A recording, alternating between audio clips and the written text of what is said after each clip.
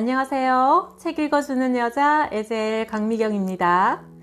하는 일마다 망해버리는 거지 팔자에 절망해서 자살까지 시도했지만 결국 재벌 회장이 된 예수 믿고 팔자 고친 사람들의 이야기 한번 들어보세요. 실화 소설이라 이름은 가명입니다. 저는 명작그룹의 차명균 회장이 올시다. 67이라 이미 인생의 황혼이랄 수 있지만 돈은 많습니다. 5만원짜리 지폐로 지금부터 죽을 때까지 세도 내가 가진 돈을 다 세어보지 못할 겁니다. 하지만 내가 처음부터 돈이 많았던 사람은 아닙니다. 나는 결코 그런 좋은 팔자가 아니었습니다. 솔직히 말해 먹고 죽으려고 해도 먹을 것이 없어 못 죽을 만큼 가난했던 사람이죠. 나는 경남 양산에서 장남으로 태어났는데 일제시대 초등학교 3학년 때 갑자기 부친이 돌아가셨습니다. 그 바람에 나는 학교를 그만두고 부잣집 서동댁에 머슴으로 가게 됐습니다. 몇 년 동안 눈물과 서름을 참으며 머슴살이를 하다가 15되던 해 세경으로 1년에 쌀 한 섬을 받던 그때 나라가 해방이 됐습니다. 더 이상 머슴살이 하기가 싫어 20살 되던 해 에라 죽어도 도회지 가서 죽자 하고 무작정 부산으로 갔지요. 부두에서 하역도 했고 고무신 공장에도 다녔고 생선 장수도 해봤고 별의별 일을 다 해보는 중에 6.25 사변이 터졌습니다. 나는 그때까지도 내 팔자가 그토록 사나운 줄 몰랐습니다. 무슨 일이 될 듯 하다가 안 되고 될 듯 하다가 안 되곤 하는 것이 내 팔자가 고약해서 그런 줄은 상상도 못 해봤습니다. 어쨌든 나는 전쟁통에 서울에서 피난 온 정호영이라는 분을 만나게 되었습니다. 당시 그분은 50대로 서울에서 가구 공장을 크게 하다가 왔다고 했죠. 나는 그분을 아주 극진히 잘 모셨고 전쟁이 끝나자 그분은 자기를 따라 서울로 가자고 했습니다.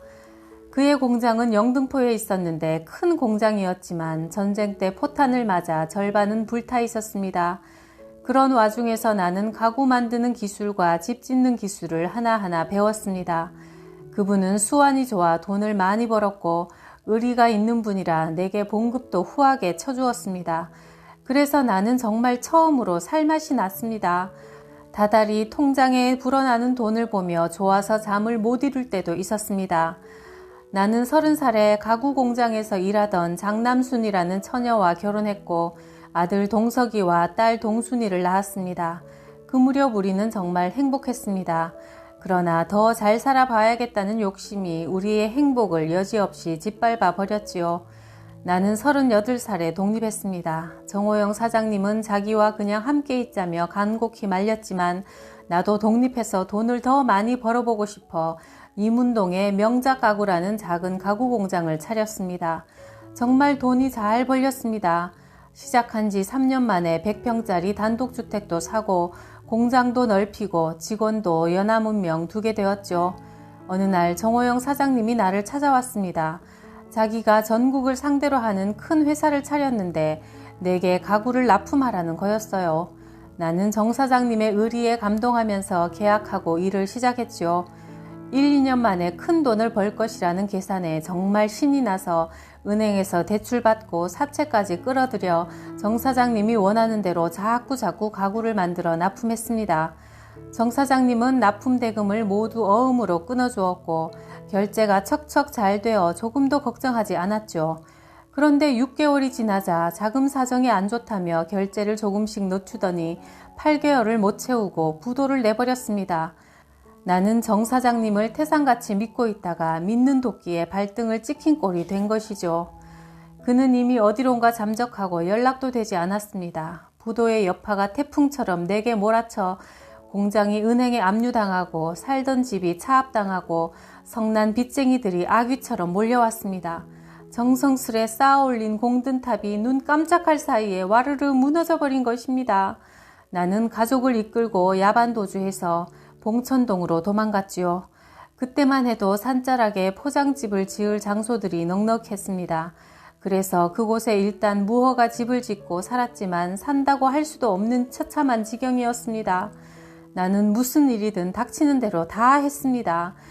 개 잡는 일부터 도회지의 온갖 더러운 허드렛 일을 다 도맡아서 했지만 어느 날은 그런 허드렛 일마저도 걸려들지를 않아 어깨를 축 늘어뜨리고 맥없이 터벅터벅 걸어가는데 굵직한 사내의 음성이 바람을 타고 날아왔어요. 사장님, 사주관상 한번 보시죠.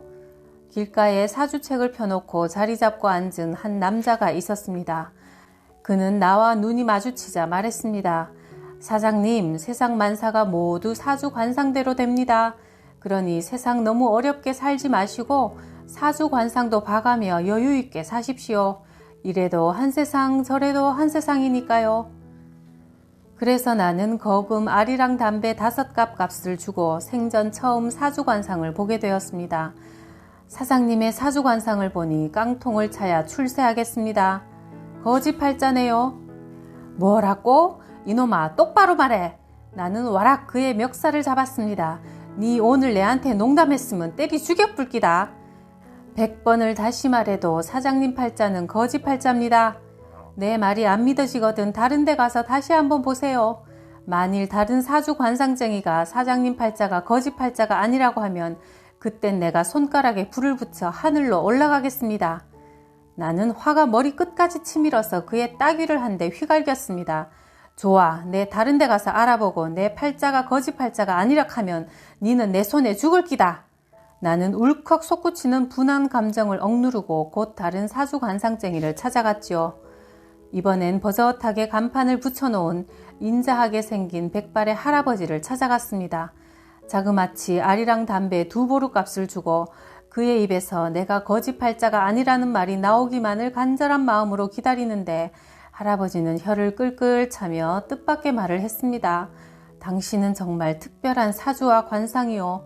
대개의 경우는 사주가 좋으면 관상이 나쁘거나 관상이 좋으면 사주가 나쁘거나 해서 한 가지 좋은 쪽에 매달려 살게 되어 있어.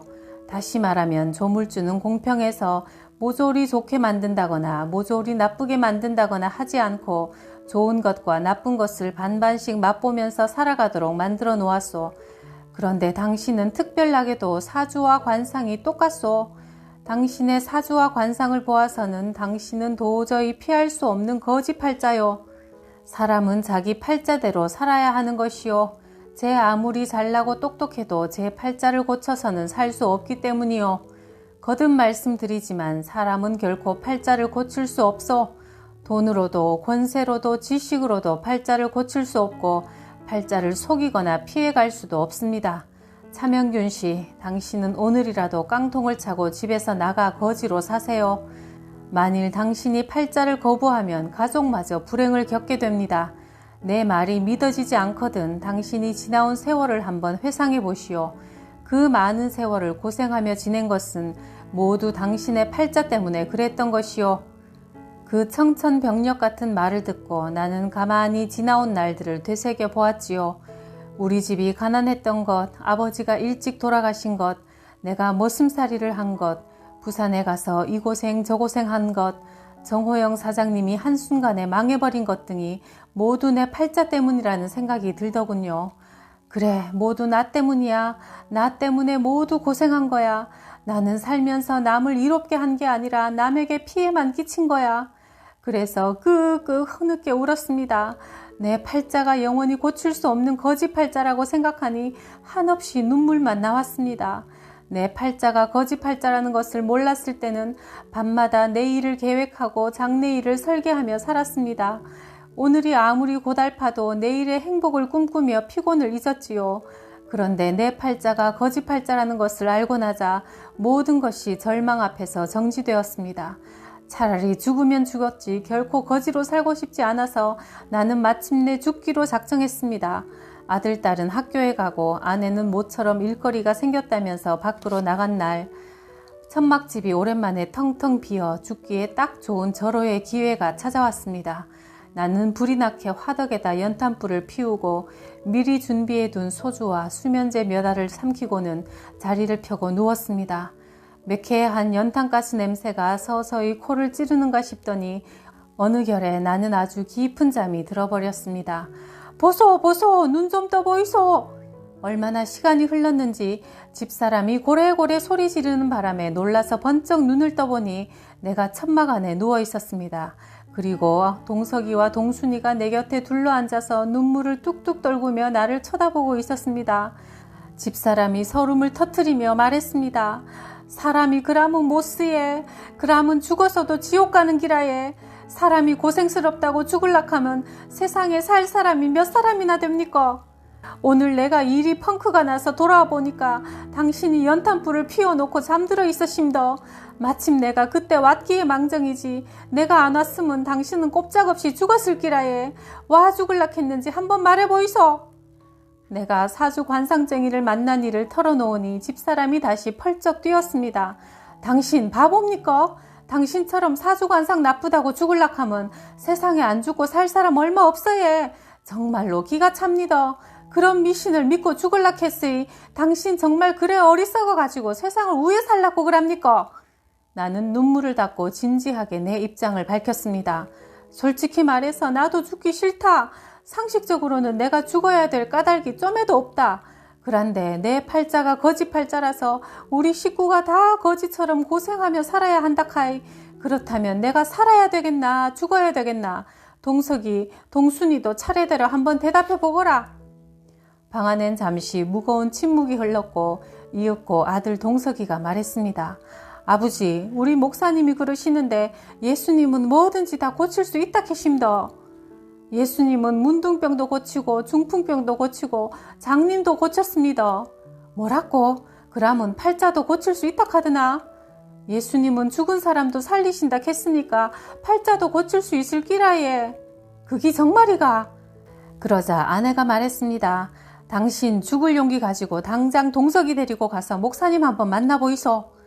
그래, 죽을라고 맘묵은 내가 무슨 짓을 못할 끼고 내 팔자를 고칠 수만 있다 하면 가시밭이 천리말리라도 찾아갈 끼다. 사건이 그렇게 되어서 나는 곧 아들을 데리고 교회 목사님을 찾아갔지요. 목사님요, 내가 어찌해야 거지 팔자를 고칠 수 있겠습니까? 동석이 아버님은 무엇보다 먼저 예수님을 구원자로 영접하셔야 합니다. 그런 다음에 거지 팔자를 고쳐달라고 예수님의 이름으로 기도하시면 됩니다. 하나님이 천지 만물을 만드시고 사람도 만드셨습니다. 그래서 사람을 만드신 하나님만이 사람의 팔자를 고칠 수가 있는 것입니다. 하나님의 아들인 예수님을 구세주로 믿기만 하면 하나님의 자녀가 될 수 있습니다. 그러니까 사람이 하나님 자녀가 되는 그게 바로 팔자를 고치는 겁니까? 바로 그렇습니다. 예수님을 믿고 우리의 소원을 기도하면 하나님께서 응답하시기 때문에 우리는 뭐든지 고칠 수도 있고 이룰 수도 있는 것입니다. 예수님은 우리의 죄를 대신하여 십자가에 못 박혀 피 흘리며 돌아가셨습니다. 그러므로 먼저 예수님 앞에서 지금까지 지은 죄를 모두 솔직하게 고백하고 회개하십시오. 그런 다음에 하나님께 팔자를 고쳐달라고 기도하시면 됩니다. 기도를 어찌 해야 팔자가 고쳐지겠습니까? 어렵게 생각하지 마십시오. 하나님, 제 팔자가 거지 팔자랍니다. 그런데 나는 거지 팔자로 살기 싫습니다. 그러니까 제 팔자를 부자 팔자로 고쳐주십시오. 예수님의 이름으로 기도합니다. 아멘. 이렇게 기도하시면 됩니다. 나는 정말로 좋아서 맞장구를 쳤습니다. 그리고 목사님이 시키는 대로 그 자리에서 당장 예수님을 구원자로 영접하고 죄를 회개하고 하나님께 내 팔자를 부자 팔자로 바꾸어 달라고 큰 소리로 기도했습니다. 동석이도 뛸 듯이 좋아하면서 새똥 같은 눈물을 뚝뚝 떨구며 내 옆에서 오랫동안 함께 기도했지요. 그날 나는 정말 말할 수 없도록 기분이 좋았습니다. 아내와 자식들을 위해 죽을 수밖에 없었던 내가 예수님의 은혜로 살고 보니까 어찌 그리 좋던지 눈물을 주룩주룩 흘리며 미치도록 좋아서 기도했습니다. 그날부터 우리 가족은 죽기 살기로 예수님을 구주로 굳게 믿고 가족이 합심해서 거지 팔자인 내 팔자를 부자 팔자로 바꾸어 달라고 간절히 기도하고 또 기도했습니다. 그리고 6개월이 지난 어느 날 남의 집 도배를 해주고 걸어서 집에 가고 있는데 갑자기 승용차 한 대가 와서 내 옆에 섰습니다. 승용차 문이 열리며 뜻밖에도 정호영 사장님이 내리더군요. 반갑네 명균이, 정말 반갑네. 사장님, 도대체 어찌 된 깁니까? 사장님을 이렇게 만나다니 이게 꿈입니까 생십니까? 나도 꿈만 같네. 그렇게 찾아도 찾을 수가 없던디만 도대체 자네 그동안 어디 숨어 있었나? 말도 마이소. 야반 도주를 해가지고 말도 못하게 고생하며 살아심더. 미안하네. 정말 미안해. 모두 나 때문에 자네가 그렇게 고생한 거야. 아닙니다. 내 팔자가 사나워서 사장님이 망했던 깁니다. 사장님은 아무 잘못도 없습니다. 이 사람 명균이 자네는 역시 좋은 사람이야. 우리는 서로 와랍게 안고 울었습니다. 이윽고 진정한 정 사장님이 차에 타라고 하더군요. 정 사장님은 기업을 확장하면서 어떤 분의 돈을 좀 끌어다 썼는데 그분의 농간에 의해 부도를 내게 됐다고 했습니다. 그리고 얼마 지나지 않아 모든 일을 조사하여 그를 잡아넣고 기업을 원상복구시켰고 나를 찾았는데 아무리 찾아도 못 찾겠다라는 거였습니다. 어쨌든 나는 하루아침에 잃었던 모든 것을 되찾았습니다. 집도 공장도 돈도.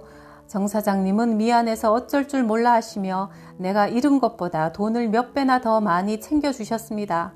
나는 그제야 하나님께서 내 팔자를 부자 팔자로 확 바꾸어 주셨다는 것을 깨달았습니다. 나는 그 후부터 정 사장님과 손을 잡고 그야말로 돈을 무더기로 벌었습니다. 그래서 상가도 사들이고 부동산도 사들이고 가방 공장도 인수하고 백화점도 인수했고 내가 사들인 것마다 어찌된 일인지 황금알을 낳았습니다. 잘 안 되던 것도 내가 인수하기만 하면 갑자기 불꽃같이 일어나 나는 승승장구 백전백승을 거듭하며 순식간에 명작그룹의 회장이 되었지요. 여러분, 팔자를 고치는 하나님은 분명히 살아계십니다. 여러분 가운데 팔자가 사나워 오늘까지 고생하며 살아오신 분은 지금 당장 예수님을 구주로 영접하십시오. 그러면 여러분도 모두 팔자를 고쳐서 나처럼 이 땅에서도 천국을 누리다가 죽어서도 천국에 갈 수 있게 됩니다. 할렐루야! 천지를 창조하시고 또 우리 인간을 하나님의 형상대로 만드신 하나님만이 우리의 운명과 팔자를 복으로 바꾸실 수가 있습니다. 그 하나님을 아버지로 또 우리의 죄를 대신 지고 십자가에서 돌아가신 예수님을 구원자로 영접하고 팔자 확 고치세요. 구독, 좋아요, 댓글에 사랑해 감사드려요.